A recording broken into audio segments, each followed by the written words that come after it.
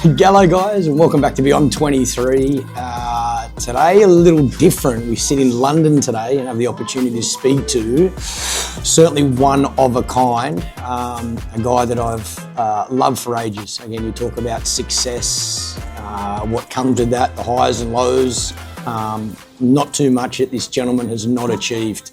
An absolute sport tragic, and particularly an English cricket tragic who loves beating the Aussies. So I am blessed, you guys are blessed. Let me introduce you to the great PIERS Morgan. To me, with this podcast, I love the impact cricket has had on people's lives. I don't know too many people where, you know, certain countries, they mightn't play cricket or know much about cricket, but in regards to it touching your life in some way, I don't know too many people. Cricket, to me, has been the most important thing of my life. Yeah, wow. Outside of like children and marriage, whatever. Yeah. Wow. Because I grew up. So when I was young, I went to a fee-paying school till I was 13. Yep. Then I went to a state school. Yep. And the significance of that is at the fee-paying school, I played cricket every single day. Was it part of the curriculum? Yeah, same absolutely. when I was growing up. You played every day, right? But you were paying for the privilege. Yep. And I was a very good cricketer at that age. So I got into the England prep school squad. Never actually got a game. I was in the squad. Fast bowler. Used to model myself on Dennis Lillee. I had two heroes. Not a bad one to model on. Dennis Lillee was my bowling hero, and I used to literally model my action on him.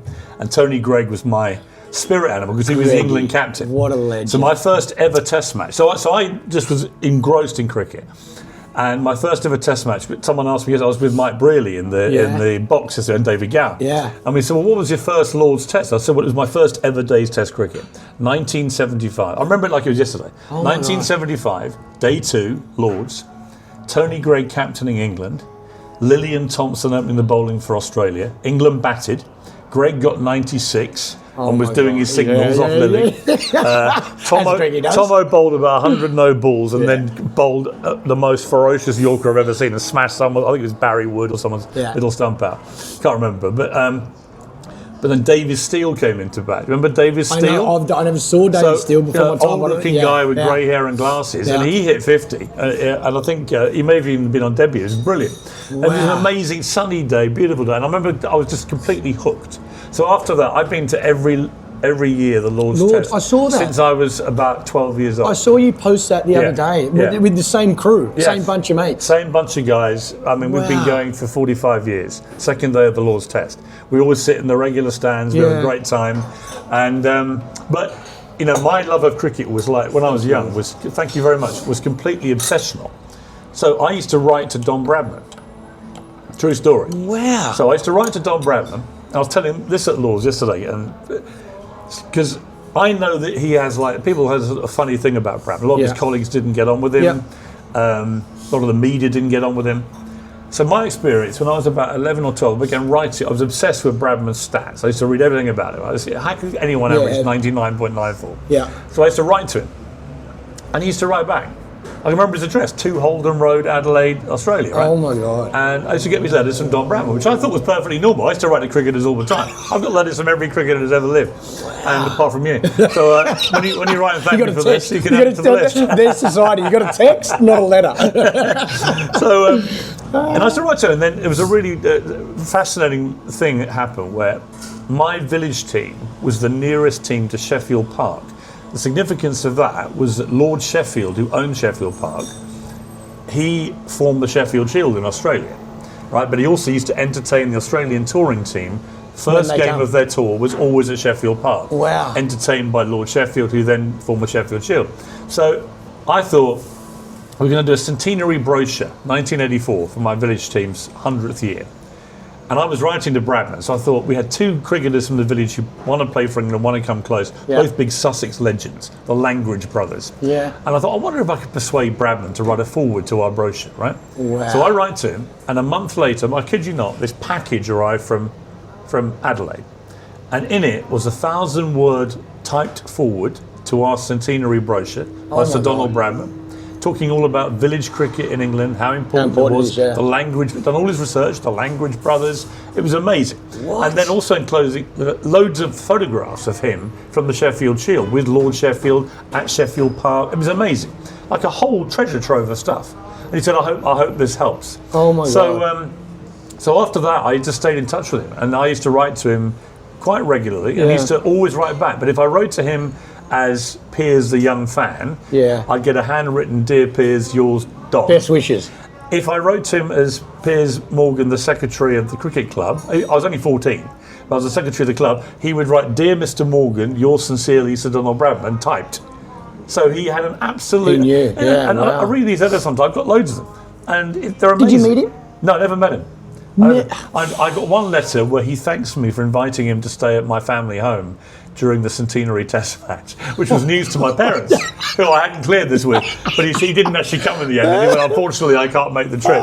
But it was amazing. I look back on it, and he would talk about Shane Warne and the emergence of a young spinner that was so exciting. He'd talk about breaking his age at golf, 86, I remember. He was still shooting under 86 at golf. But these are like really quite personal letters. That's unbelievable. Yeah, really unbelievable. And it was, I always tell the story because I say there was clearly another side to this guy, which was incredibly kind and generous and big-hearted. And he said to me that when it approached his birthday each year, or a big significant milestone, whatever anniversary of his last game or first game, whatever, he'd get 100 letters a day sometimes, and he replied to every one. It's amazing. Like things like that, I think in general, people in general, but athletes particularly, it's not spoken about. No. Like the stuff they do behind closed doors, that's phenomenal. That wouldn't happen these days. No, and I don't think... It's hard for people to reply to a direct message on Instagram or a text. Can you imagine sitting down and writing 100 letters? No chance. Right, I mean, it wouldn't happen, right? I'd need someone to write it for me for my spelling. But I thought you said a lot about Bradman. And Bradman, it was interesting. We had a great lunch of playing the Dunhill. Very lucky to play in the Dunhill Pro-Am this year. And one day got rained off and last year, and so we all got together. Warney loved the Dunhill. I'll come to Warney. Yeah, what a legend. But we had Beefy was there, Lammy was there, Mark Nicholas, a lot of guys. Yeah. And we had a competition about who could name the greatest ever sportsman. They had to give a reason. The greatest ever sportsman from any sport. Yeah. So obviously the usual suspects: Muhammad Ali, Michael Jordan, Tiger Woods, whatever. And I said, well, to me, the two that I would nominate. One is Sir Don Bradman, because his record was so far ahead of the next person that it's just a massive gap. And so the other one with that is Wayne Gretzky, the Canadian ice hockey player, who also had a very big gap between him and number two. I said, if your gap between one and two in any era in history is that big, you are probably a GOAT. And it was a really interesting debate, but it was fun. Bradman, to me, remains to me the greatest sportsman of any sport ever for that reason. Wow. Yeah. If you could interview anyone, would it be Bradman. Sir Donald Bradman? Don Bradman, because I want to talk to him about... He obviously had this incredible eye, which made him a brilliant fielder. Yeah. And he used to practice by throwing all this, but he used to throw a golf ball, a corrugated fence, till it came back true. Now, when you think about that, you throw it at an old fence, it's got corrugated bits in it, and it's coming back true because your eye's so good. I mean, that's an amazing thing. And then he'd hit it with, sometimes he'd use a cricket stump. Yeah, the stump. Incredible. Even that, the golf, like you see a lot of players, they will do, the tricks with your bat. You can hit the ball in the face, you go to the edge, you go to the toe. Try and do a cricket ball on a stump is hard enough. Yeah. A golf ball, unbelievable. Phenomenal. And he's hitting it with a straight bat back and forth. And he had this incredible self-discipline where he used to, early on, he used to hit a lot of sixes, and then he just decided it was too risky. So he stopped hitting the ball in the air. Yeah. So that's why he used to compile these massive scores, because he never gave catches. Take out a huge way, a form of dismissal. Hardly ever gave a catch. It's funny because I talk about that now with T20 cricket. Like when we go and commentate the IPL, I believe your foundation of scoring runs is to not get out, first and foremost. No matter how good you look, if you're not there, you're sitting on the side. Like, why in a power play, yes, you only got two fielders out, why can't you take the smallest of risks? Yes, I want to score runs. Yes, I want to hit the ball hard. Yes, we need boundaries. Why don't you start by hitting it along the ground? You know why? The fours are okay. I don't mind 20 off and over. You know the answer? Doesn't look as good. Correct. So it doesn't make you as valuable. But so who gets the big bucks? Yeah, the power players that are power hitting players get the big. But I'm saying the time crowd and want place. to be entertained. But is that not entertaining? Like if you're hitting six balls in an over. Well, this Test match that's about to finish today. Yeah. So it's Lord's Test. I don't know when this is going out, Yeah. but this is obviously coming to a thrilling finish. But England have had always criticism of Bazball. Yeah. I happen to love Bazball, but I'll ask you on that. Yeah. But I do like the refined version of Agree. Bazball, where they're now seeming like horses for courses. Time and place. Right? And I think the way that this test was a very normal test match for 3 days in the old school. Yep. But they were still scoring about 3.67 and over. Yep. Now, I remember watching the days of Tavares and those guys. I mean, sometimes 1.5 and over. Yeah. So it's all relative. Yeah. So, I just think cricket has got generally a lot more fast and a lot more exciting. Yeah. But I agree with you. I'm a purist. Man. Honestly, I don't really watch much T20 limited over cricket at all. Okay. At all. I'm a Test cricket okay. aficionado. For me, I'm already into Ashes mode. You're the only Australian that I have allowed myself to be friendly with in Ashes yet. I normally have a strict rule. Yeah, we're not over yet. Well, I normally we'll have a get to that. Exactly. But I normally have a strict rule. I do not talk to Australians in a friendly way in Ashes yet. I just have to get into the zone. It was funny because when I played, want to break your effing arm, Michael. But that was the way. Exactly right, Jimmy. Hey, Jimmy. That was the way we were brought up as well. It was like you could have. I remember.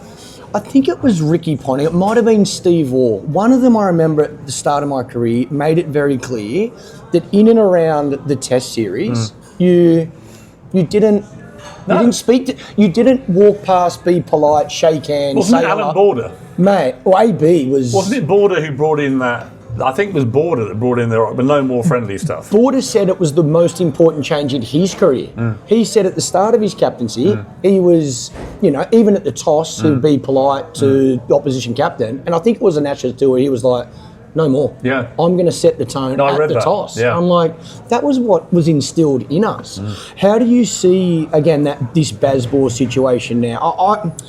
I think the wording around it has Well, even Baz doesn't like the word.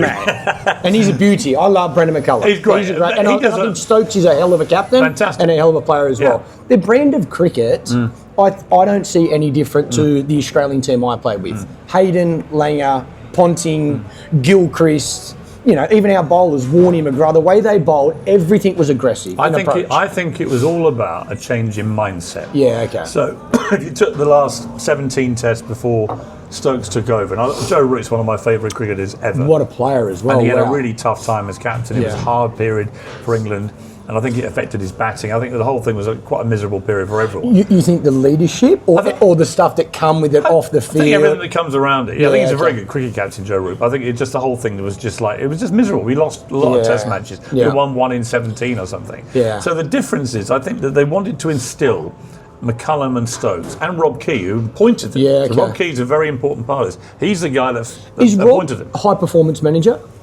Is that his role? I think I don't know something like that. I don't want to call him. All I know is he brought in McCullum and Stokes. Okay, right? he's making those decisions. So he's certainly a key part of that. And I think that it was about changing a mindset from a negative mindset where we just kept losing and it just seemed no way to get out of this. Yeah. And playing not very exciting cricket as well. So it's like a lose-lose. Yeah. To a mindset where we're not going to have many draws. We're going to play to win. And if we lose, we're going to back ourselves however many we need to chase. And look at this series already. Phenomenal. Chase down nearly 400, right? Because they have a mindset. And I know a lot of the players personally, and the mindset is there's nothing we can't chase. Now, that may well have been the mindset of the great Australian team. Yeah.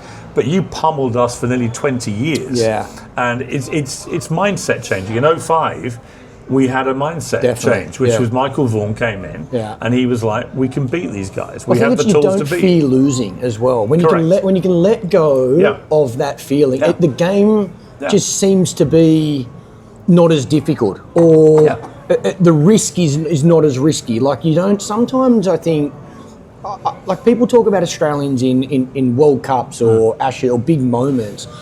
I just think we probably fear losing less than every other team. Yeah. We understand that you played the wrong shot and you have structure and routine around your innings that you train every day, but I just don't think we were scared of losing a World Cup. Because you've got a great record, which always helps. I mean, if you look at, there's a great book about the All Blacks called Legacy. Yeah. Wow. And it's an amazing book, not that long, but it's an amazing book about what it takes to become the biggest percentage win team in any sport ever. I think at the time he wrote it was 86% win record for the All Blacks in history. So when you have that, you've got an aura that's inbuilt. It's instilled. But they also had the kind of no dickheads rule. They had the whole sweeping the sheds rule, where everyone would sweep the sheds afterwards. They had a lot of rules which they built around to preserve the aura of being the top dogs. Yeah. You guys, in that period through the 80s and 90s, when you were just killing us, in a ride up to really 05, I felt, when we really, what a series. Finally had it. Great. I hate that was my first Ashes series. I know. Because it was too special, where I think I wish I was further into my career, knew my game a bit better, because that was the best series I ever played in. Yeah. And I lost it. It was incredible. But I wanted to be a better player to take that challenge on again. Like that attack. I'd say Freddie was the hardest bowler I faced. Really? I played 12 tests against him. He never got me out. He was the hardest bowler I faced. I found him so difficult. I was told that to face, he just had a really heavy ball. Mate, it was like it hit your bat so hard. And I was the player I liked to get forward, especially if I was trying to dominate.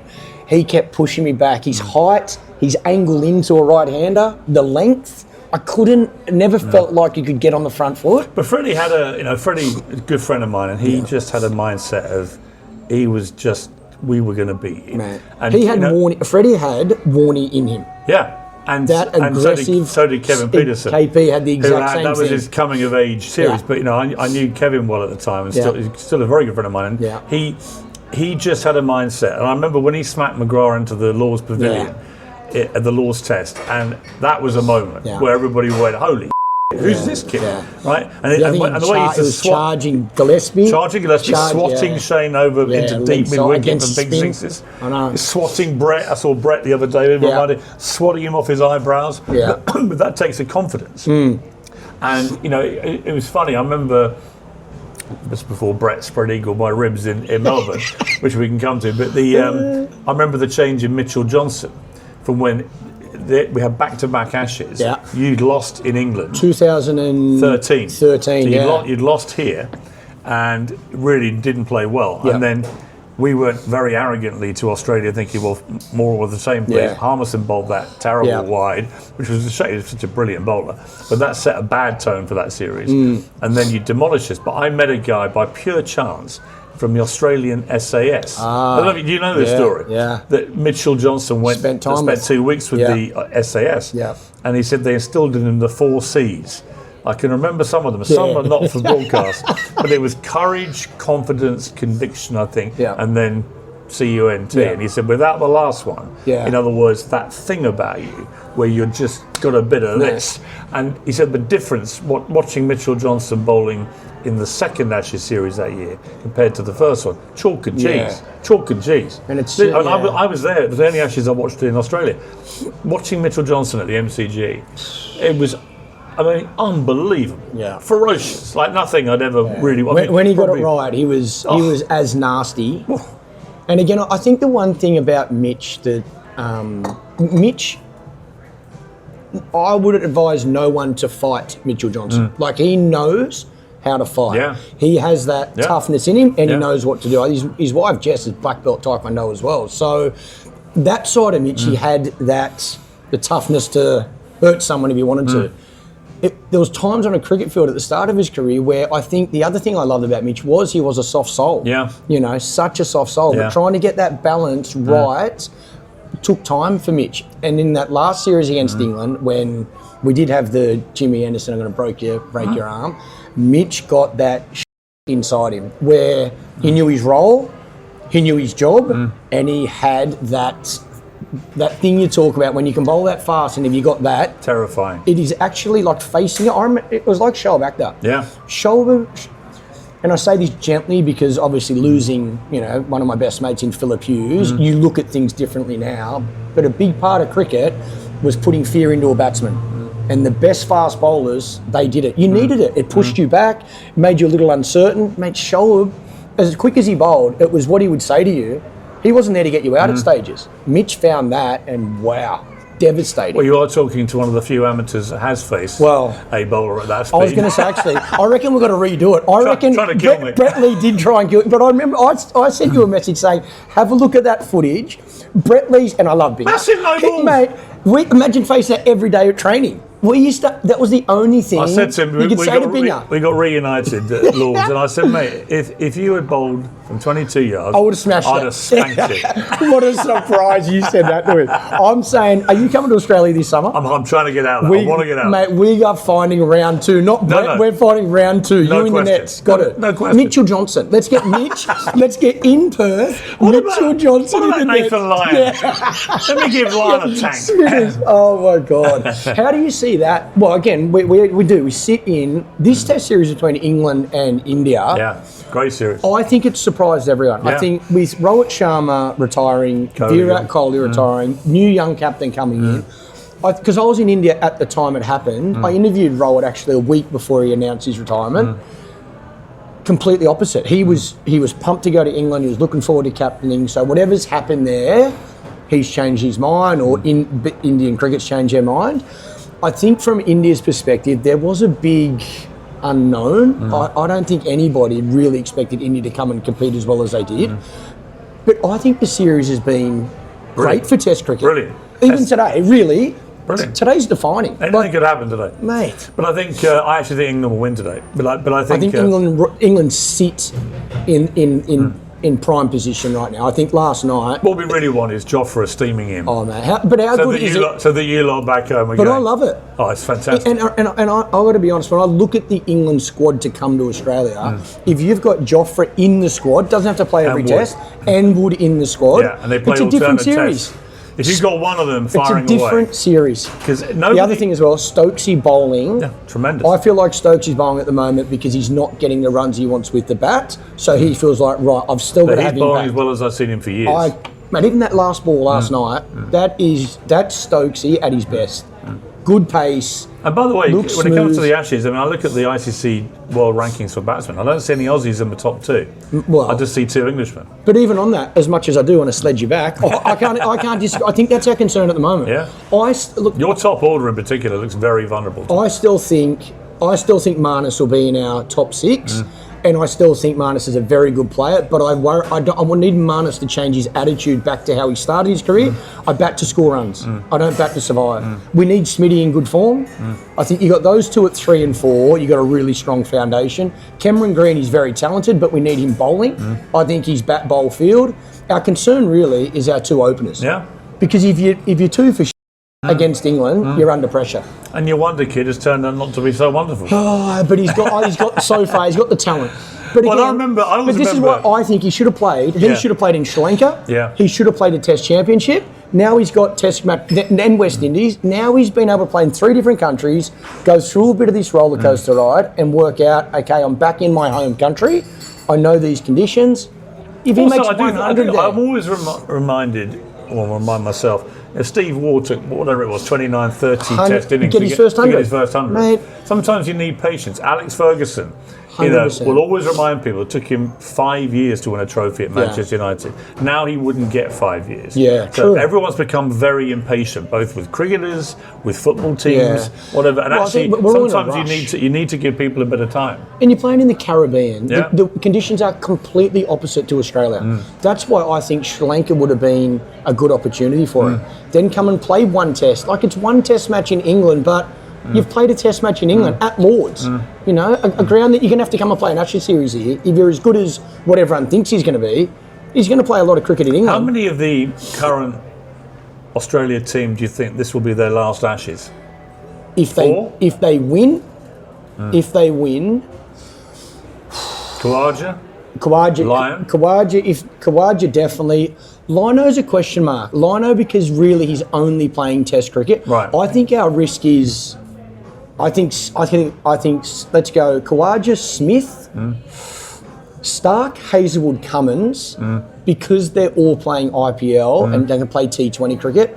I think if we win, they could all go at the same time.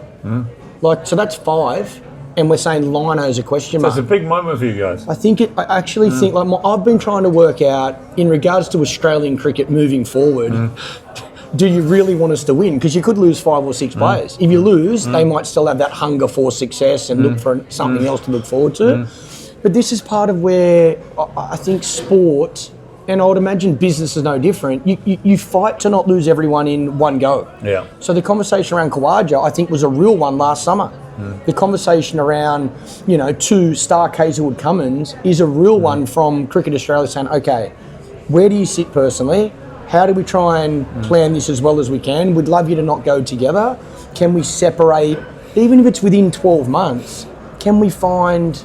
But look, just to be clear, we want to retire half your team. I have no doubt. Right, I have no doubt. We want tears and retirement. Oh, man. Tears and retirement. You know bang, what bang, I want? bang, bang, you bang. know what has changed in me? I want 3-2. Really? Of course I want 3-2 Australia. When I played, I wanted 5 zip. Of course. I did not want to lose a session, let alone a test match. It was like that feeling.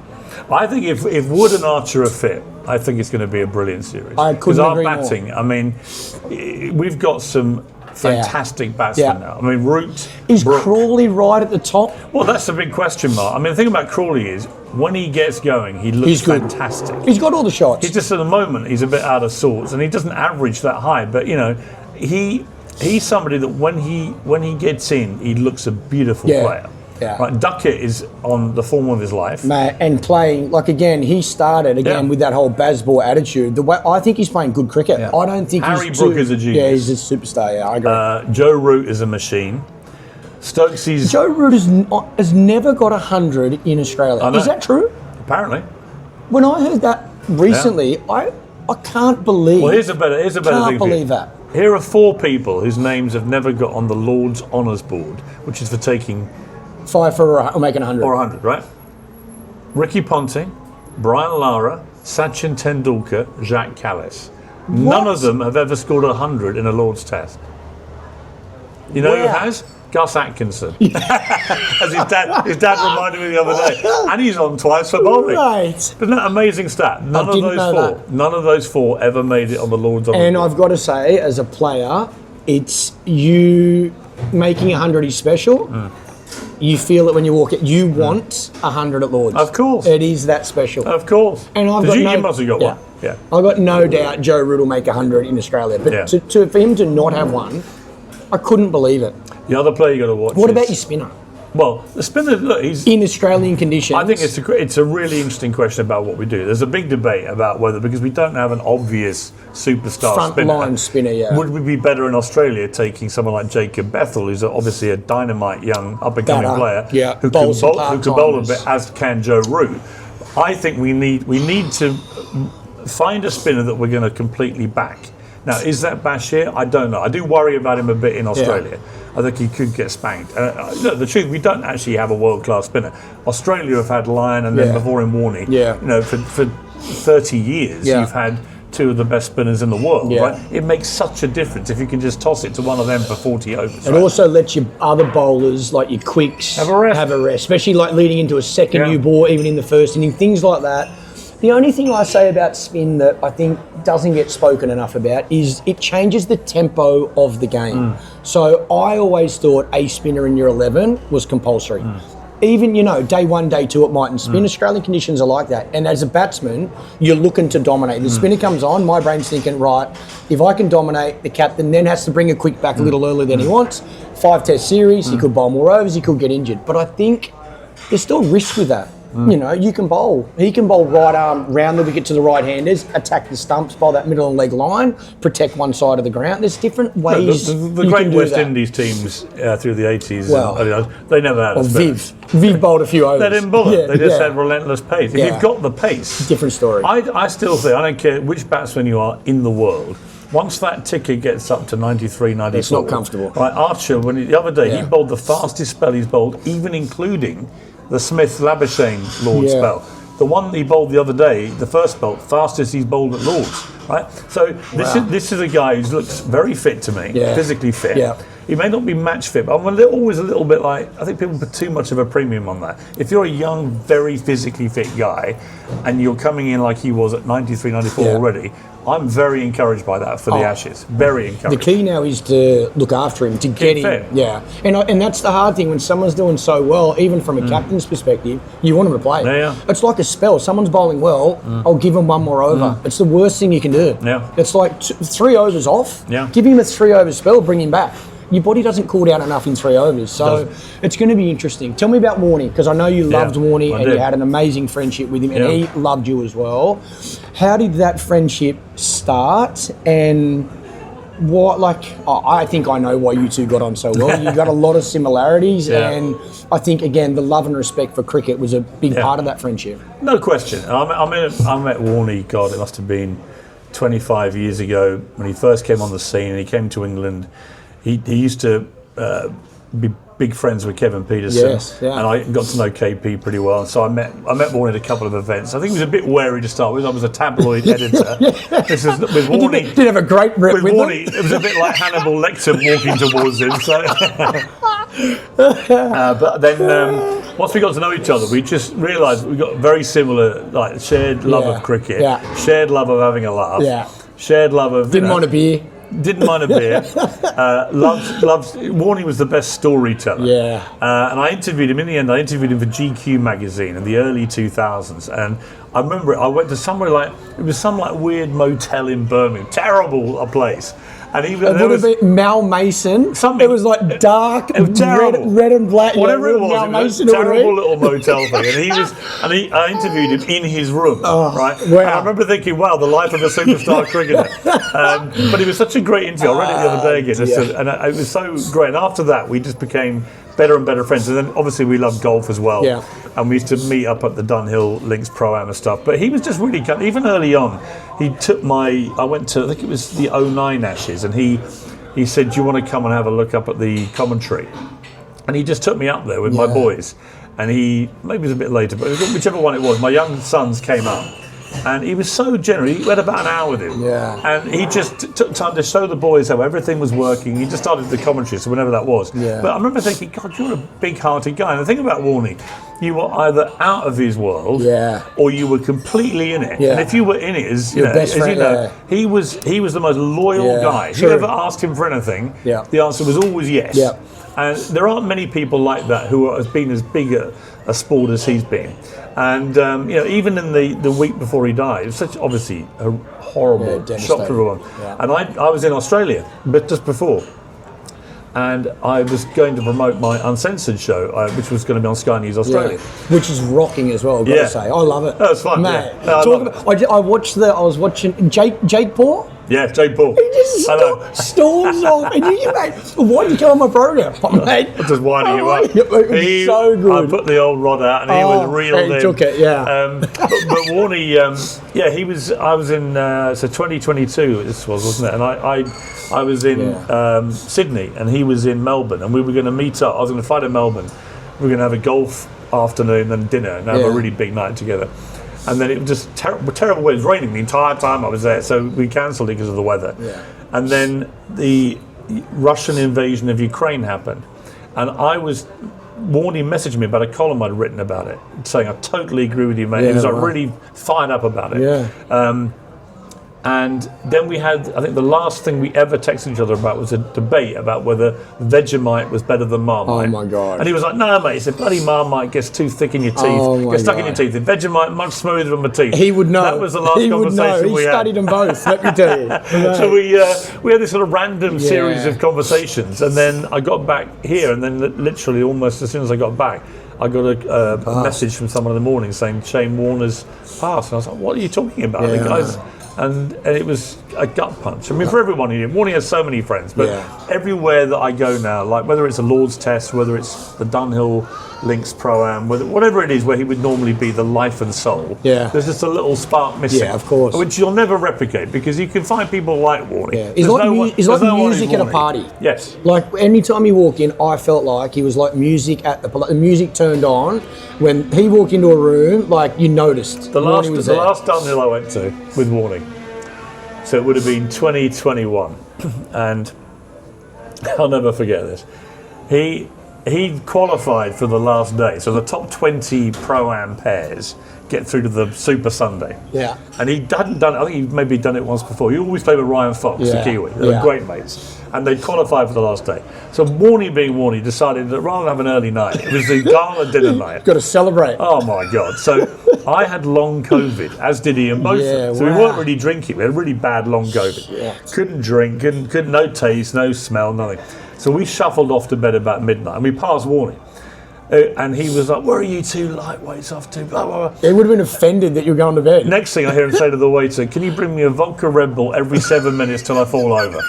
This is a bloke who's got his big day the next day. He plays his best. It gets better. So then we go off to bed. I wake up and on the group WhatsApp chat, there are a video of him at 3:30. This is not the Satisfaction. Oh, no. So Satisfaction, he's playing the Mick Jagger role on stage. I can't get which anyone knows Warney was. That was not true. And he then goes to bed. I think about 5:30. There are some more pictures of an indoor cricket match going on. That's the video I remember seeing. Yeah, I think it was 5:30. Yeah.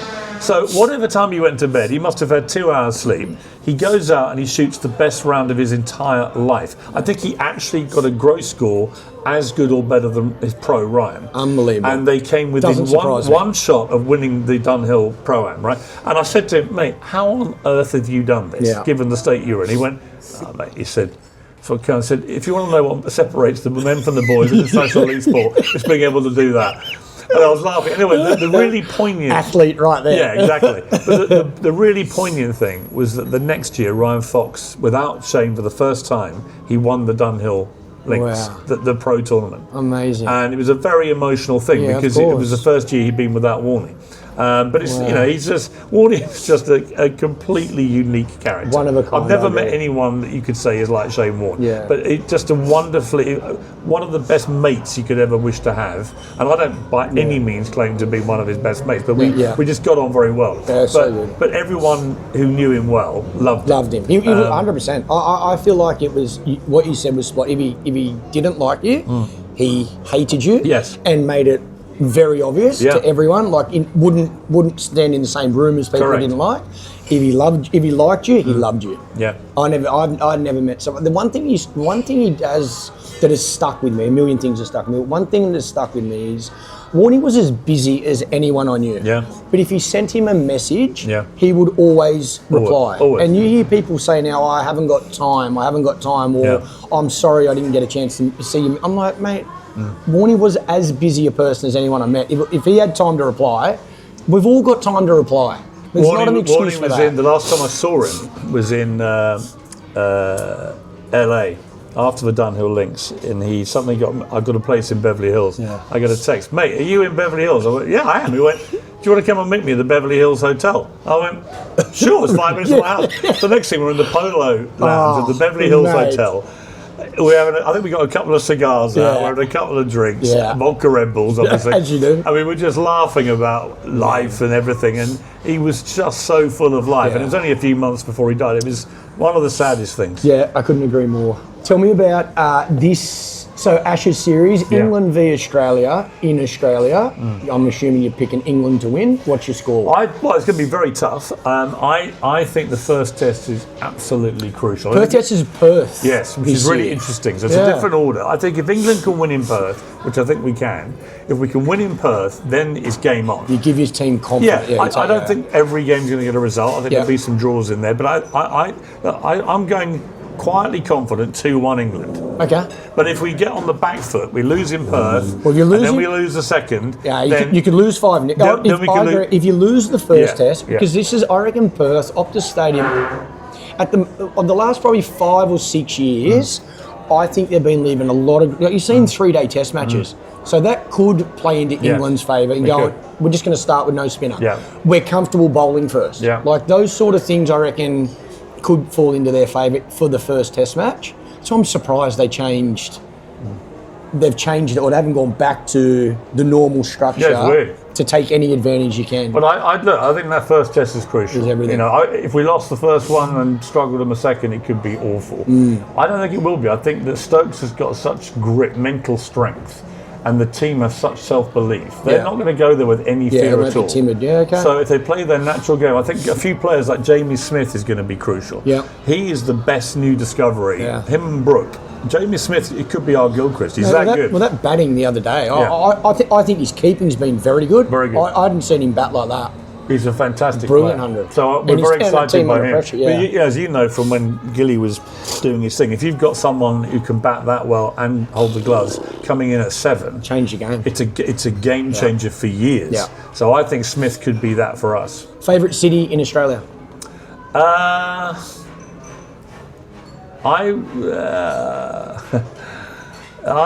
Funny enough, I'd say Melbourne. Yeah, okay. Funny enough, I do like Sydney a lot, Yeah. but there's something very special about Melbourne. I love Melbourne. Could you live in Australia? Do you know what? It's funny when I love Australia, although I wouldn't admit it in Ashes, Yeah. I love Australia. This is the last day. Well, I love You're Australians. saying Australians this? remind me of me. They're a bunch of gobby people who say what they're thinking Yes. and they're not afraid to express opinions. So I love that. Yeah. We have the same humour. But when you're there, I don't know if you find it when you're here, but you feel like you're a million miles from home. Yeah. The time difference, Yeah. everything, and I'm not sure I could. Yeah, we are. You are. Yeah, It is and so I'm not far sure. away. Even when I lived in LA for a few years, when Yeah. I worked at CNN, I found living away from England with that time difference difficult. Yeah. I don't think I could really live in Australia, yeah. but I would love to go there more. See, I say that about here. Yeah. I could do 3 months a Yes. year in London, Yes. in the UK, Yes. easily. Yes. Summer is amazing. Yes. You've got all sport here. Yes, I agree. I think just the attitude of people when Yeah. the sun's out, Yeah. the culture is. The culture is what I remember as a kid growing up in Australia. Sitting at a pub with my old man, guys having a beer outside. Like it's a really Also, we had better good weather than culture. you. I mean, I was in Sydney. Well, this week, Sydney in this week's been 2022. I phenomenal. was there in February. Yeah. February. It rained every day. It rained all day, every day for 10 days. Yeah. I was supposed to be there 2 weeks. I went home early. I'd like to I think- came back for the good weather in I'd February. like to think that's not our consistent summer, but yeah, it happens. Tell me your favourite. You mentioned Sir Donald Bradman would be the interview that you wish you could do. Who has been your favourite person to interview? Because again, I thought about today and thought, I should go and do some research. As soon as I started, I was like, there is nothing, and you might correct me if I'm wrong. There is nothing you haven't done apart from. Well, there are very few. From beat the Aussies in National Series. There are very few people that I have not interviewed Yeah. yet that I really want to. Yeah. I've been incredibly lucky. Have you interviewed Michael Jordan? No, he's Okay. one. Okay. Michael Jordan, I would love to interview. I mean, I've interviewed Cristiano Ronaldo twice. Yeah. He's hardly given any interviews. They were amazing interviews. Yeah. And what an incredible athlete. I've Oh. interviewed Michael Phelps. So again, from a sporting perspective. Wow. I remember Phelps telling me 23 gold, Phelpsy? 20 I think he got 22 gold? 21 23? maybe? Yeah, okay. 21? Crazy. I interviewed him before the London Olympics in 2012. I interviewed all the American athletes because I was at CNN in America and I interviewed them all in Atlanta in one day. And he was the last one to come through.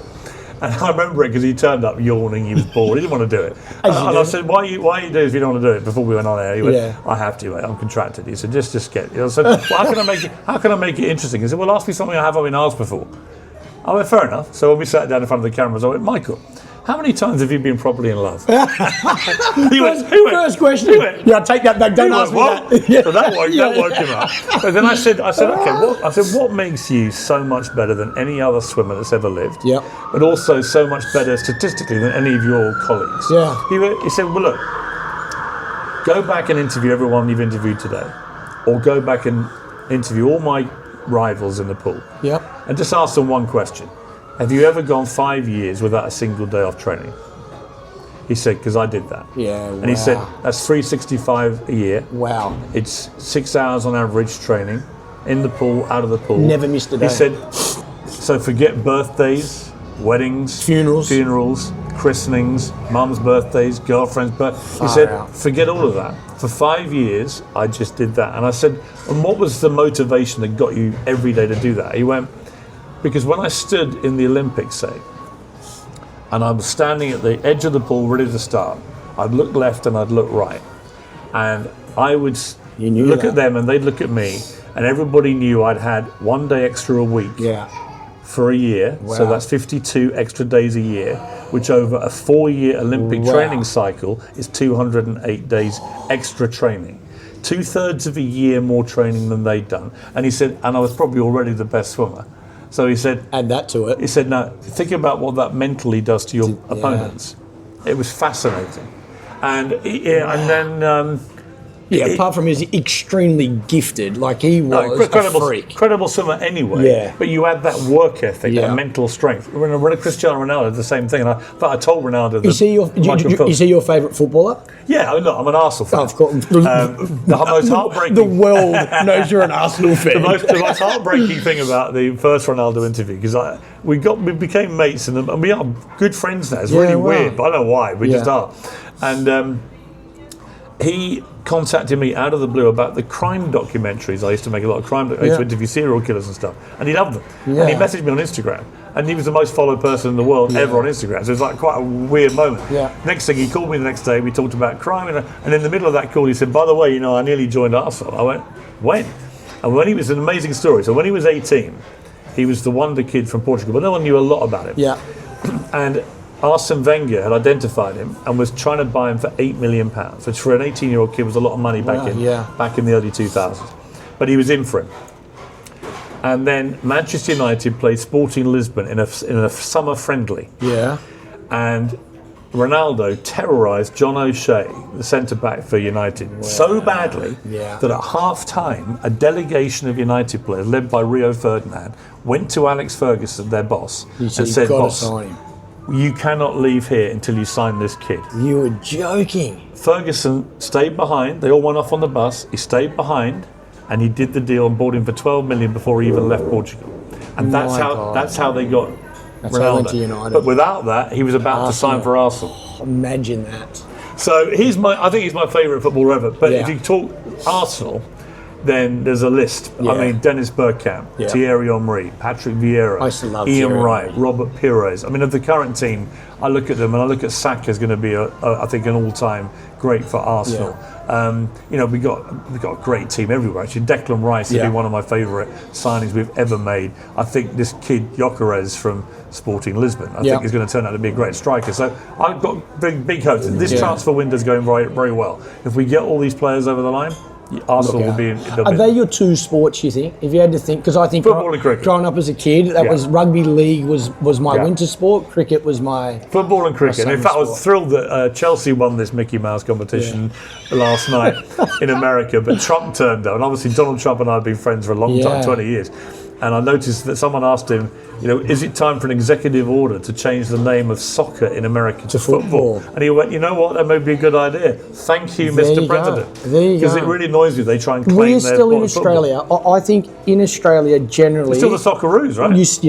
You still call football soccer, but you ask any footballer and they say, football. Michael, it is football. Of course, of course. Yeah, wow. It's because we got rugby league, rugby union, AFL. Yeah. And we call all three football. Mm.